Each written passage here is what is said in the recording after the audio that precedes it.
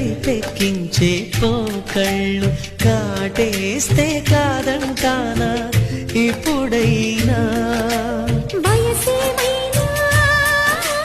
సొగసేమైనా మరపించే మనసేమైనా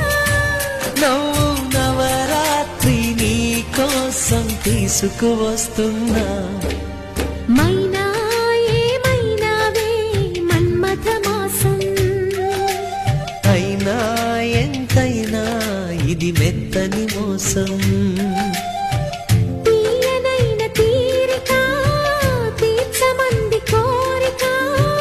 నీకుతో